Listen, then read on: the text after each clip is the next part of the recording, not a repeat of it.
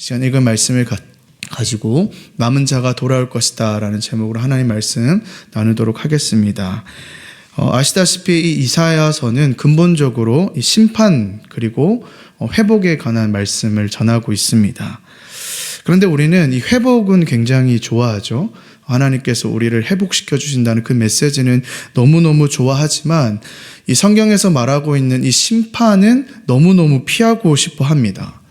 그러나 이 성경을 전체적으로 봤을 때 하나의 분명한 진리는 있습니다. 그것이 무엇이냐면 바로 이 심판이 없으면 회복도 없다라는 것입니다. 만약 우리가 심판이 어디 있나요?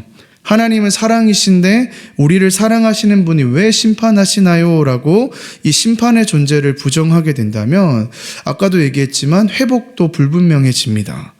그렇게 되면 여러분 무엇이 남을까요? 내 감정과 내 욕심, 내 생각만 남게 됩니다. 하나님의 그 말씀 속에 말씀하고자 하는 그 말씀의 그 계획들은 다 사라지고 내 마음의 뜻과 의지만 남게 되더라는 것이죠. 세상 사람들이 이렇게 얘기합니다. 하나님이 어디 있고 창조가 어디 있느냐. 세상은 그저 진화의 결과일 뿐 아니냐. 먼지에서 생명이 저절로 생겼고 그것이 물고기가 되고 새가 되고 원숭이가 되어 결국 사람이 되었다고 하는 것이 맞지 않느냐. 인생이 뭐 특별할 게 뭐가 있느냐. 이렇게 살고 싶어 합니다. 그러나 여러분, 우리가 믿는 이 성경은 무엇이라고 얘기하나요? 분명히 아니다라고 이야기한다라는 것이죠. 우리의 마음대로, 우리의 생각대로, 우리가 불의하게 살면요, 반드시 심판하게 되겠다고 이 말씀 속에서는 이야기하고 있습니다. 그런데 문제는 우리가 그 심판을 견딜 힘이 있나요, 없나요? 없다라는 것이죠. 그래서 우리가 감당할 수도 맞설 수도 없는 이 심판에서 구원을 받을 수 있는 유일한 길을 보여주셨잖아요. 그것이 무엇입니까? 바로 예수 그리스도를 믿는 것. 성경은요, 하나님께서 우리를 사랑하셔서 비록 심판 가운데 있지만 그 심판 가운데 있는 우리를 끝내 돌아오게 하시고 끝내 구원하게 하신다는 것. 이것이 바로 성경의 핵심이자 우리 신앙의 본질입니다. 그러니까 정리하면 신앙이 있고 하나님을 믿고 살아난다고 해서 이 심판이 사라지는 것은 아니라는 거죠. 심판은 반드시 있으며 그 뒤에 바로 회복이 따라온다라는 것입니다. 오늘 이사야서 10장의 말씀은요, 이 북이스라엘이 직면한 심판, 즉 아수르 제국이라는 거대한 위협에 대해서 보여주고 있습니다. 여러분, 이 재앙이 왜 이렇게 드러나게 된 것일까요? 북이스라엘의 수많은 관료들과 행정가들 그리고 집권자들이 저지른 잘못 때문이었습니다. 그래서 지금 이 북이스라엘은 하나님 앞에서 멸망의 순간, 심판의 순간을 맞이하고 있더라는 것이죠. 그리고 이사야 선지자는 그 북이스라엘을 향해서 하나님의 마음을 오늘 이 10장을 통하여 전하고 있더라는 것이죠. 근데 여러분, 우리가 여기서 오해하면 안 되는 것이 오늘 이 이야기, 북이스라엘을 향한 이 이야기가 단순한 이야기로 멈춰서는 안 됩니다. 그때 그 시절의 이야기로 그쳐서는 안 될 것입니다. 그 말은 바로 오늘을 살아가는 우리들에게도 동일하게 적용될 수 있는 말씀이라는 것이죠. 나는 예수 믿고 교회 열심히 다니니까 심판이 없다라고 생각하는 것은요, 너무너무 무지한 것입니다. 오히려 하나님께서는요, 더 많은 자들에게 더 많은 책임을 요구하십니다. 모르고 짓는 죄보다 알고 짓는 죄가 여러분 더 무섭지 않습니까? 오늘 본문인 이사야서 10장 1절에서 4절까지 말씀은요, 사실 제가 해석하지 않아도 모두가 다 알고 있는 말씀이에요. 하나님께서 이미 우리에게 이 말씀을 통해서 다 알려주셨기 때문입니다. 그렇기 때문에 우리 받은 자가 행하지 않으면요, 더 큰 죄가 되고요, 알면서 행하는 것은요, 더 큰 죄가 됩니다. 이는 이 북이스라엘의 범죄와 심판의 문제뿐만이 아니라 오늘 우리에게도 또 나에게도 해당하는 것이라는 거예요. 그렇게 생각한다면요, 우리는 우리에게 주어진 이 하루하루를 결코 허투루 살 수 없고요, 결코 함부로 살아갈 수는 없다라는 거죠. 우리에게 주어진 이 하루하루를 진정으로 의미 있게 살아가야 하며 이전과는 정말 다른 삶을 살아야 된다라는 것이에요. 오늘 본문을 좀 살펴볼까요? 1절, 2절 말씀을 좀 보겠습니다. 제가 읽겠습니다. 불의한 법령을 만들어 불의한 말을 기록하며 가난한 자를 불공평하게 판결하여 가난한 내 백성의 권리를 박탈하며 가부에게 토색하고 고아의 것을 약탈하는 자는 뭐라고요? 화 있을진저라고 되어 있어요. 우리말 성경에는 화가 있을진저라는 말이 맨 뒤로 나오고 있지만 사실 이 히브리어 원문을 보면요, 1절 맨 앞에 화 있을진저, 이게 호의라는 단어거든요. 이걸로 시작합니다. 그러니까 화를 먼저 선포하는 겁니다. 화 있을진저, 화 있을진저. 이건 뭘 말하는 걸까요? 그 문제의 심각성이 보여주는 거예요. 그러니까 지금 구체적으로 뭐가 화가 있는지를 설명하기 앞서서 지금 먼저 화가 있다고 선포하는 것이죠. 즉, 왜냐하면 이 심판, 하나님의 심판을 피할 수 있는 사람이 그 누구도 단 한 명도 없기 때문이에요. 이 화선포는요, 하나님의 확고한 의지이자 반드시 행하실 일이기 때문에 지금 먼저 화로다라고 심판을 선고하시는 거예요. 그렇다면 여러분, 화를 누구에게 지금 선고하고 있을까요? 1절을 다시 보시면요, 불의한 법령을 만들고 불의한 말을 기록하는 사람이라고 지금 되어 있습니다. 시대가 약해지면요, 사회는요, 힘 있는 자와 힘 없는 자로 나뉘게 되죠. 여러분, 이 법이라는 게 무엇입니까? 힘 있는 자가 자기 마음대로 하지 못하게 막고 힘 없는 자가 부당하게 대우받지 못하도록 하는 것이 법이지 않습니까? 그런데 지금 이 북이스라엘의 문제는 무엇입니까? 이 법이 완전히 망가진 것입니다. 법을 마음대로 만지고 고치니까 지금 모든 것이 엉망이 되고 말았던 것입니다. 그럼 여기서 말하는 불이라는 것은 무엇일까요? 이 불이라는 것은 의로움이 여러분 무엇이죠? 의로움이 하나님을 가까이 하는 것이지 않습니까? 반대로 이 불이라는 건 뭐예요? 하나님을 멀리하는 거겠죠. 그러니까 지금 여기서 말하는 불의한 법령이라는 것은 하나님을 멀리하는 법이라는 거예요. 하나님이 어디 있으며 하나님의 정의와 공의가 무엇이냐? 우리가 그저 잘 먹고 잘 사는 것이면 되는 거 아니냐? 그것이 충분하지 않느냐? 지금 당시에 이스라엘입니다. 이스라엘의 법을 만드는 사람들, 고위층과 직헌층 모든 가진 자들이 지금 이렇게 얘기하더라는 거예요. 우리가 유리하게 바꾸자. 가난한 자들은 무시해도 되지 않느냐. 우리가 이로울 대로 우리의 유익을 남길 수 있는 대로 법을 만들자. 이렇게 하나님을 무시하는 법을 만들고 문서로 작성해서 그대로 집행하였다라는 거예요. 그러니까 여러분, 이게 하나님 입장에서 얼마나 화가 나는 일인가요? 우리가 무언가를 가진다고 했어요. 함부로 살면 안 됩니다. 물론 없는 사람들도 함부로 살면 안 되지만 사실 그들은요, 함부로 살 수도 없지 않습니까?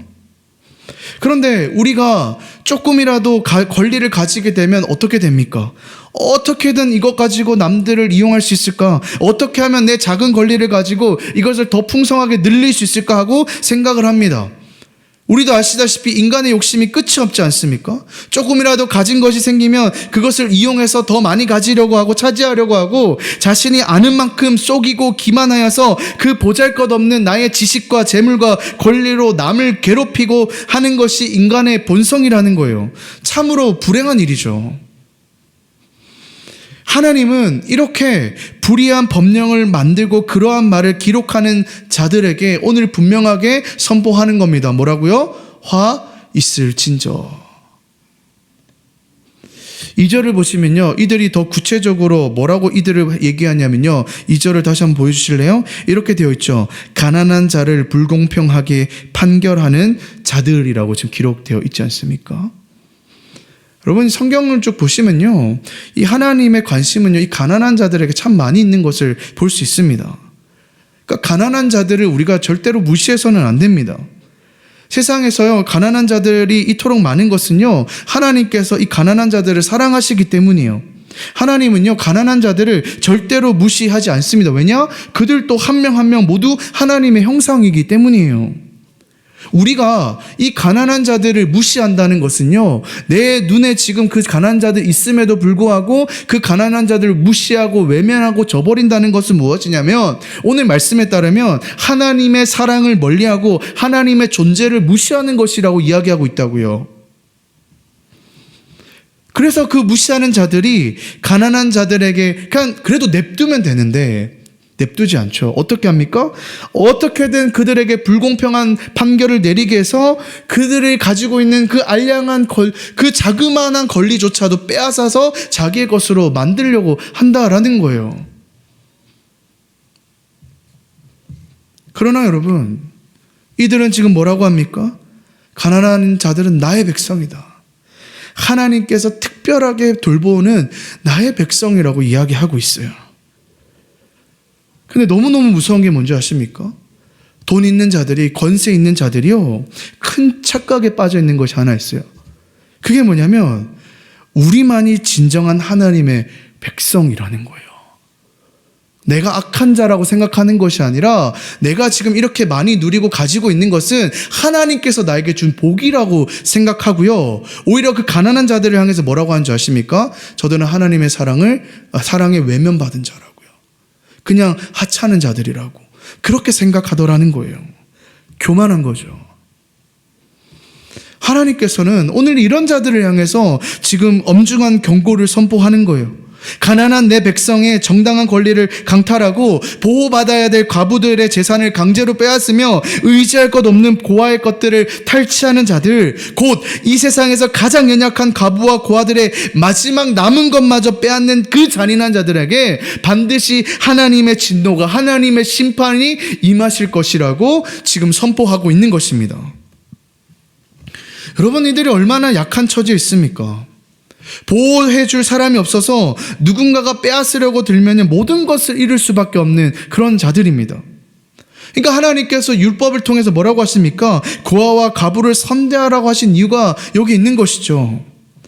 이들이 보호받지 못하면 모든 것을 빼앗것이기 때문에 하나님은 그들을 선대하고 보호하라고 하셨습니다. 그러나 당시에 가진 자들은, 집권자들은, 권력층은 계속 보는 거예요. 누가 가장 만만한가? 누구를 착취하면 가장 쉽게 돈을 벌 수 있는가? 와, 저기 보니까 고아와 과부들이 널려 있구나. 그들의 것을 빼앗아 가지고 나의 권력을 더 만들어 버리자. 하나님께서는 말씀을 통해, 율법을 통해 보호하라고 명하셨는데 그 사람들은 오히려 더 많이 빼앗아서 자신의 욕심을 채우려고 했던 것입니다. 그러니까 하나님 봤을 때는 이들은요, 갈 때까지 간 겁니다. 여러분, 우리가 잊지 말아야 될 것은요, 하나님을 사랑하는 자들에게는요, 하나님께서 우리 마음 가운데 성령님을 허락하셔서 여러분들의 이 삶의 지경을요, 이 시야를요, 계속해서 넓혀주십니다. 그 시야가 뭘까요? 내가 주님을 몰랐을 때는 나밖에 모르고 내 가족밖에 몰랐다면 주님을 만난 이후로부터는요, 이게 계속 넓어지는 거예요. 하나님을 사랑하는 데서 멈추는 것이 아니라 나 자신을 사랑하게 되고, 여기서 멈추는 게 아니에요. 더 나아가서는 시야를 넓혀서 내 주변의 이웃들을 보게 하시고요. 그 이웃들은 누가 있나요? 가난한 자들, 연약한 자들. 그런 자들이 여러분 보이게 되는 거예요. 그리고 더 나아가서는 뭘까요? 이 세상에 깨어진 것들이 계속 보이게 되더라는 거예요. 그건 뭐예요? 내가 너에게 보여준 그 삶의 지경이다. 네가 그곳 가서 너의 사명을 다해라. 내가 너에게 준 사랑을, 내가 보여준 그 땅에 가서 그 사랑을 나누면서 실천하면서 살아라라고 지금 얘기하시거든요. 근데 만약에 우리가 신앙의 연수가 10년이 지나고 20년이 지나고 30년이 지나고 그 이상을 가지고 살아가시면서도, 교회 생활 열심히 하시고 직분을 가지고 있어 살아가시면서도 여전히 나의 지경이 나에 맺혀 있다면, 여러분 한번 여러분들의 신앙을 다시 한번 좀 고민해 보셔야 될 겁니다. 저 이스라엘 백성들처럼 그저 형식적인 신앙인으로 살아가고 있을지도 모른다는 거예요. 오늘 그런 자들을 향해서 하나님께서 뭐라고 하시냐고요? 화 있을진저라고 하고 있다는 겁니다. 그러니 여러분, 하나님 입장에서 어찌 저들이 심판을 면할 수 있겠습니까? 아수르라는 강대국이 침략할 때 우리가 분명히 알아야 될 것이 있습니다. 이는 단순히 아수르의 군사력이나 역사적인 어떤 배경 때문이 아니라 하나님께서 직접 하시는 거라는 거예요. 하나님께서 아수르를 도구로 사용하셔서 북이스라엘을 치시는 이유는 이 북이스라엘이 이 사회가 완전히 타락했기 때문이에요. 하나님께서 선지자들을 보내주셔서 계속해서 고쳐야 된다, 하나님으로 돌아와야 된다, 하나님을 붙잡아야 된다고 그렇게 메시지를 던졌음에도 불구하고 하나님을 찾지 아니하고 하나님을 의지하지 아니하고 여전히 나의 것을 사랑하면서 내 이웃들을, 내 그 주변의 약자들을 억압하면서 그렇기 때문에 하나님께서 오늘 선포하신다라는 거예요. 그러면 여러분, 그들에게 어떤 날이 찾아올까요? 3절 한번 보실까요? 그들을 향해서 이렇게 얘기합니다. 3절. 벌하시는 날과 멀리서 오는 환난 때에 너희가 어떻게 하려느냐? 누구에게로 도망하여 도움을 구하겠으며 너희의 영화를 어느 곳에 두려느냐? 뭐랍니까? 벌하신다는 거예요. 누가 벌하시나요? 하나님이. 하나님은 분명하게 살아계셔서 지금 우리의 모든 것을 보고 보고 계셔요. 그리고 여러분, 멀리서 오는 환난의 때에 반드시 벌한다고 하셨는데 여기서 멀리서 오는 환난의 때가 무엇일까요? 이거는요, 예측할 수 있다는 거예요. 누구나 볼 수 있는 분명한 것이라는 거예요. 이 환난 때에는요, 주님, 저는 몰랐습니다. 하나님, 저는 정말 몰랐어요. 라고 변명할 수 없다라는 거예요. 아까도 얘기했잖아요. 선지자들이요, 계속해서 이스라엘에서 외쳤어요. 너희들 그렇게 살면 망할 거야. 그렇게 살면은 하나님의 심판을 받게 될 거야. 그렇게 살면 하나님께서 반드시 너희를 벌하실 거라고 거듭 경고했다고요. 그 누구도 하나님의 그 심판대 앞에서 핑계할 수 없다라는 겁니다. 사랑하는 여러분, 우리나라는요, 정말 복받은 나라예요. 성경만 해도 여러 가지 버전이 있지 않습니까? 새번역 버전도 있고 개역 개정도 있고요. 최근에는 새한글 성경도 나왔어요. 그러니까 우리가 마음만 먹으면 이 성경을 쉽게 읽을 수 있는 툴이 너무너무 많아졌어요. 그리고 요즘에는 핸드폰으로도 볼 수 있지 않습니까? 그런데 이거는요, 여러분 너무너무 축복입니다. 그런데 저 북한이나 여러분 중국의 저 지하교회 성도님들은 어떻게 합니까? 여전히 이 성경이 없어가지고 어떻게든 암송해 가서 마음에 기록하려고 하고요. 나무 있는 이 성경 가지고 돌려가면서 보고요. 그것도 들켜가지고 그냥 불태우고 또 죽임당하고 여전히 그렇게 살아가고 있지 않습니까? 그런데 여러분, 너무너무 안타깝게도요, 우리는 이토록 풍성하게 주어진 하나님의 말씀을 진정으로 귀하게 여기지 않다라는 거예요.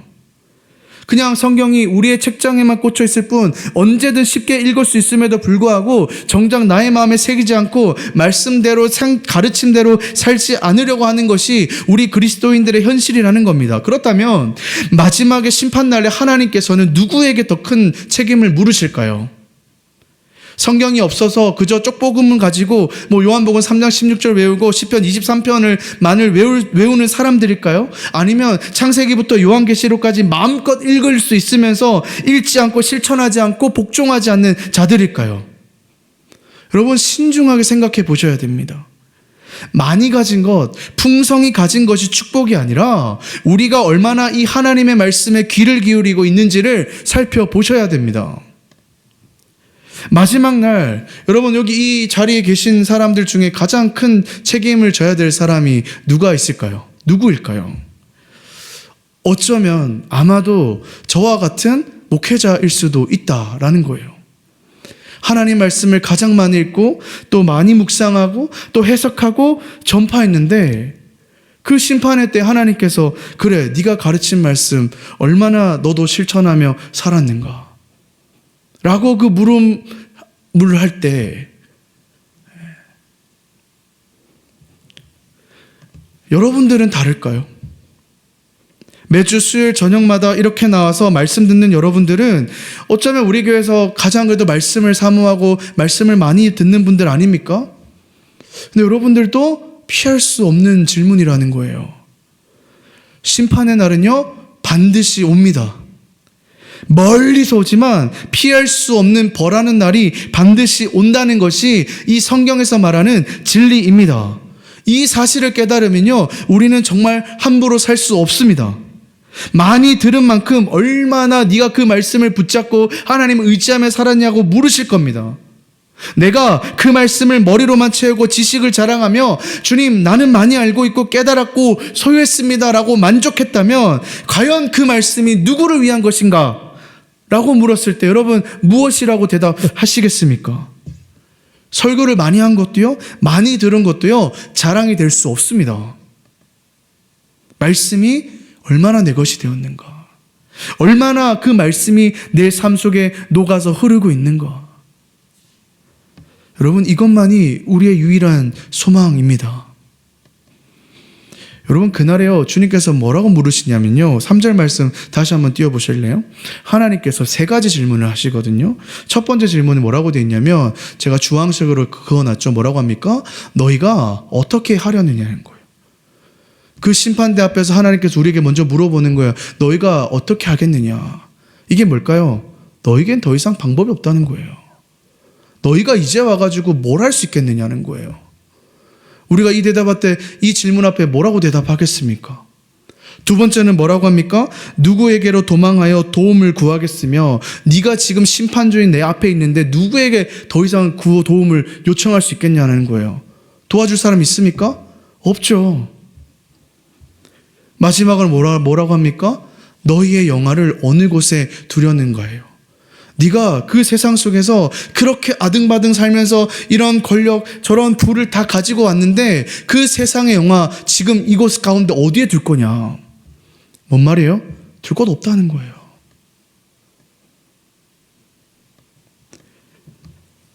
우리는 이 3가지 질문 앞에, 즉 한란 날에 어떻게 하겠느냐, 누구에게 도망가겠느냐, 어디에 두겠냐라는 이 질문들 앞에 대답할 게 없어요.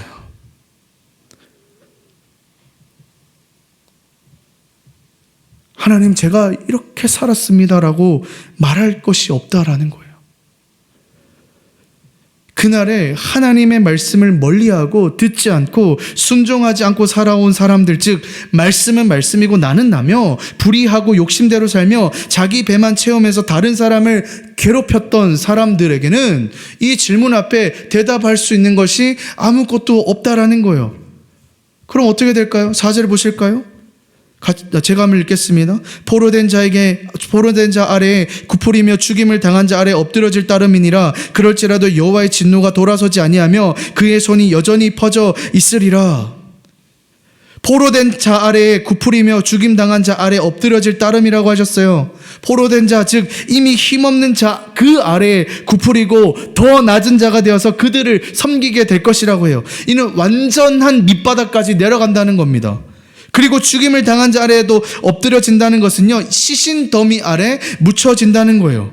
설 것도 숨을 것도 우리가 가지고 있었던 그 영화와 영광도 아무것도 없던 그런 상태가 된다는 거예요. 그뿐입니까? 여기서 끝이 아니에요. 이것만 해도 얼마나 최악의 상황입니까? 그런데 하나님께서 뭐라고 합니까? 여호와의 진노가 돌아서지 아니하며 그의 손이 여전히 퍼져 있을지라. 우리가 완전히 바닥에 있는 것 같지만 그때부터 뭐예요? 여호와의 진노는 끝까지 계속되며 그의 능력의 손으로 하나님께서 직접 징벌하실 것이라고 분명하게 지금 선포하고 있습니다. 여러분, 이게 하나님의 뜻이에요.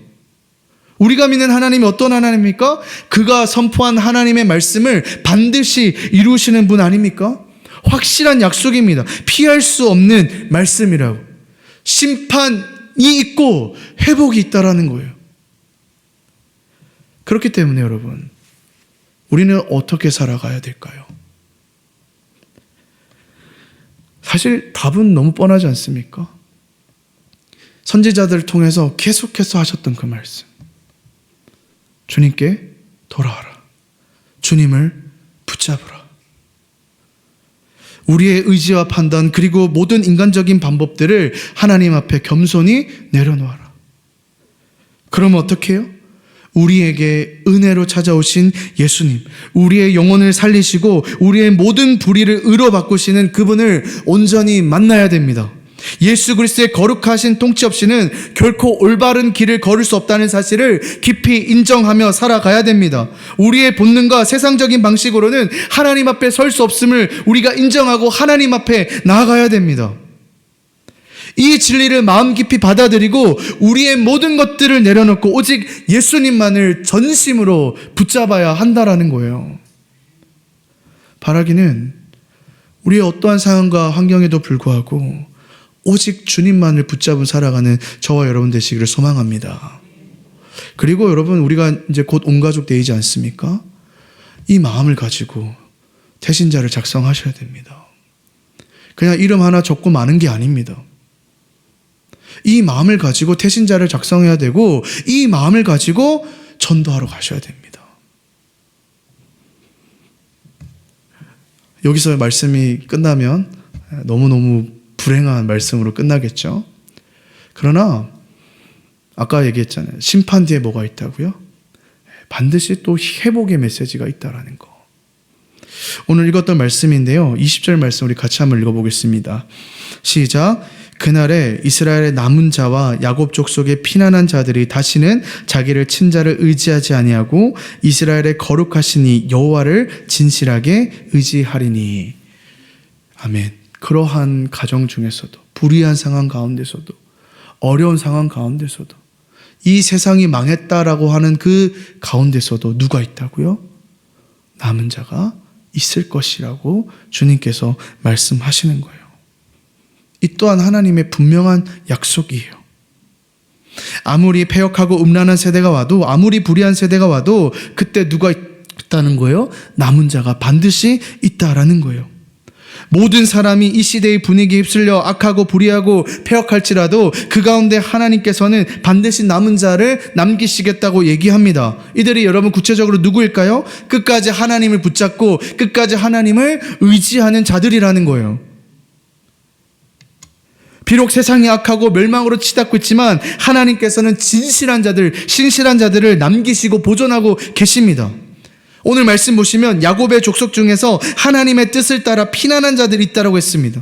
이들은 세상의 혼란과 어려움 속에서도 하나님만을 안전한 피난처로 삼고 예수 그리스도의 은혜로운 그 품 안에 참된 안식을 찾는 사람들이에요. 이들은 하나님을요 견고한 요새이자 흔들리지 않는 반석으로 삼아서 전적으로 의지하며 살아가는 자들입니다. 이런 남은 자들의 특징이 무엇일까요? 이들은요 자신을 핍박하고 상처 준 자들을요 더 이상 의지하지 않아요. 세상의 권력이나 힘을 의지하지 않아요. 과거에 이스라엘을 의지했던 이 아수르와 같은 강대국들도 의지하지 않습니다. 대신 오직 이스라엘의 거룩하신 여호와를 진실하고 온전한 마음으로 의지합니다. 이들이 바로 남은 자라는 거예요. 그러면 돈도 힘도 의지하지 않고 오직 여호와만을 진실하게 의지하는 이들에게 어떤 은혜가 임할까요? 21절 말씀이에요. 21절도 우리 같이 한번 읽어볼까요? 시작. 남은 자 곧 야곱의 남은 자가 능하신 하나님께로 돌아올 것이라. 아멘. 말씀하시기를 곧 야곱의 남은 자가 능하신 하나님께로 돌아올 것이라는 거예요. 심판이 아니라. 이런 단순한 선언이 아닙니다. 여러분, 우리 이사야 처음에 할 때 이 이사야의 첫째 아들 이름 기억하십니까? 스알랴숲. 이 스알랴숲의 이름의 뜻이 무엇이었습니까? 남은 자는 돌아온다라는 말씀이거든요. 이 하나님의 말씀이 변함없이 이루어질 것이라고 이야기하고 있습니다. 여러분, 이거는요 우리에게 주는 귀중한 희망입니다. 절망 가운데 빛나는 정말 소망의 메시지입니다. 이 혼란스러운 환란 가운데서 이 패역하고 멸망해가는 어두운 세대 가운데서도요 남은 자가 분명히 있다는 거예요. 그 남은 자는 반드시 능하신 하나님께로 돌아올 것이고요. 그리고 그들은 돌아와서 하나님의 능하신 손 안에서 새로운 삶을 살며 오직 하나님께만 영광 올려드리는 거룩한 삶을 살 것이라고 이야기합니다. 저는 오늘 그 남은 자가 저와 여러분이 되기를 소망합니다. 아니, 지금요 새로 예수 그리스도를 만나서 변화된 삶을 통하여서 이미 여러분들은 남은 자가 되어서 하나님을 의지하고 붙잡고 살아가고 있고요, 하나님께서 허락하신 이 새로운 세상 속에서 살아가고 있음을 저는 믿습니다. 사랑하는 여러분, 우리에게 주어진 이 하루하루 어떻게 살아가시겠습니까? 하나님께서는 이 오늘 말씀을 통하여서 우리에게 두 갈래의 길을 주셨습니다. 우리는 이 두 갈래의 길 중에 반드시 하나의 길을 선택해야 합니다. 하나는 무엇입니까? 세상의 달콤한 유혹에 넘어가서 점점 더 타락의 길로 빠져들어서 결국엔 하나님의 진노와 심판을 자초하는 그러한 삶을 살아가는 것이고, 또 다른 하나는 이곳에 모여서 하나님의 신실하고 충성된 남은 자가 되어서 온전하고 순수한 마음으로 주님을 섬기며 살아가는 거룩한 길입니다. 우리가 우리 안에 깊이 뿌려박혀 있는 이 패역한 본성과 세상의 욕심과 허망한 양망을 모두 철저하게 주님 앞에 내려놓고 오직 주님만을 전적으로 의지하며 나간다면 그것이야말로 가장 올바르고 지혜로운 길이며 하나님을 합당하게 맞이하는 진정한 자세가 될 것입니다. 오늘 이 귀한 시간 다시 한번 우리의 마음을 주님 앞에 온전히 드리기를 소망합니다. 하나님, 저희가 이 세상의 수많은 유혹들 앞에 빠져서 결국 패망과 심판을 자초하는 어리석은 자가 되지 않게 하시고 대신 진실하고 순수한 마음으로 오직 하나님을 전적으로 의지하고 신실한 충성된 남은 자가 되게 하여 주시옵소서. 이 어둡고 혼란한 시대를 밝히는 하나님의 거룩하고 빛나는 등불로 살게 하여 주시옵소서. 예수님의 영광스러운 재림을 간절한 마음으로 기다리는 깨어있는 촛불처럼 살게 하여 주시옵소서. 마치 촛불이 자신의 모든 것을 희생하여 그 캄캄한 어둠 속에서도 더욱 밝고 아름답게 빛나듯이 우리도 모든 세상적인 양망과 이기적인 욕심과 불의를 완전히 태워버리고 오직 주님을만을 전적으로 의지하며 우리에게 보여주신 우리 그 지경 속에 연약한 자들, 가난한 자들, 과부들을 돌보며 하나님의 사랑과 은혜를 나누며 살아가는 복된 삶이 되게 하여 주시옵소서. 이는 하나님께서 이 마지막 시대에 간절하게 찾으시고는 참되고 신실한 백성의 모습인 줄 믿으시길 소망합니다. 바라기는 남은 한 주도요, 정말 세상의 것에 흔들리지 마시고요. 세상을 욕할 것도 없습니다. 하나님만을 의지하고 하나님만을 붙잡으시고요. 여러분 주변에 이미 하나님께서 많이 그 지경을 넓혀주셔서 보이게 하셨을 겁니다. 특별히 우리의 또 전도의 대상, 우리 태신자들을 또 보여주셨지 않습니까? 우리가 받은 그 사랑을 나 혼자 가지지 마시고 하나님께서 보여주신 그 지경 가운데 수많은 이웃들을 섬기며 또 세상을 섬기며 살아가는 그런 복된 삶, 거룩한 삶을 살아가는 남은 자 되시기를 주님의 이름으로 간절히 소망합니다.